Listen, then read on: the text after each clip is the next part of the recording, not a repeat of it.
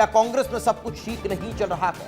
क्या कांग्रेस में गृह युद्ध हो रहा है? क्या कांग्रेस में अंतर्कलह बहुत ज्यादा बढ़ रही है? ये तमाम सवाल मैं इसलिए कर रहा हूं क्योंकि पिछले लंबे समय से कांग्रेस पार्टी के वरिष्ठ नेताओं के बयान हो, पोस्ट हो, वो अब इन सवालों को जन्म दे रहे हैं। अब ये ताजा मामला क्या है जरा वो समझ लीजिए। कांग्रेस के पूर्व प्रदेशाध्यक्ष और वरिष्ठ नेता अरुण यादव ने कांग्रेस नेतृत्व पर सवाल खड़े करते हुए एक पोस्ट कर दिया है। उन्होंने लिखा है कि सिर्फ भाषणों से संघर्ष संभव नहीं है, पार्टी की विचारधारा के लिए संघर्ष करना होगा, लेकिन जमीनी स्तर पर, धरातल पर उतरकर सभी को साथ रखने से ही सरकार बन सकेगी। इससे बिना सरकार नहीं बनने वाली है। राहुल गांधी जो संघर्ष कर रहे हैं, अगर उसका 1% भी मध्य प्रदेश में लागू हो जाए तो हमारे संघर्ष की दिशा आसान हो जाएगी, ये वरिष्ठ नेता कह रहे हैं।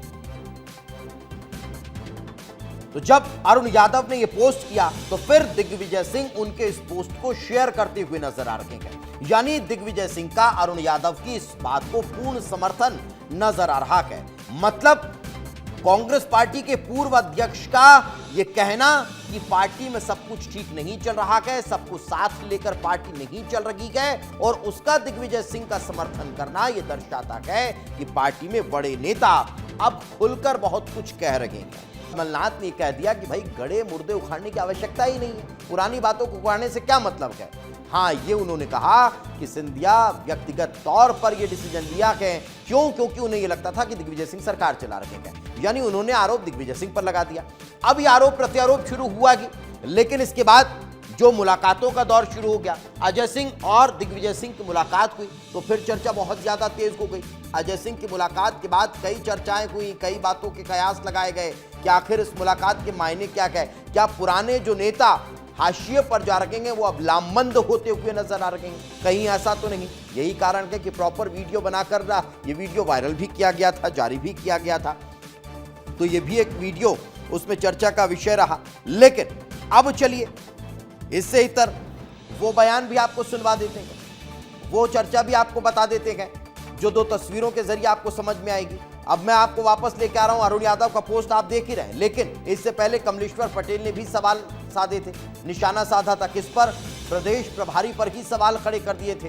कमलेश्वर पटेल ने प्रदेश प्रभारी को यह कहा था कि भैया गुटबाजी खत्म करने का काम प्रदेश प्रभारी का होता है, लेकिन यहां तो खुद पार्टी बन जाते हैं, तो ये आरोप लगाए थे। अब अरुण यादव इसी लाइन में आगे बढ़ते हुए नजर आ रहे हैं।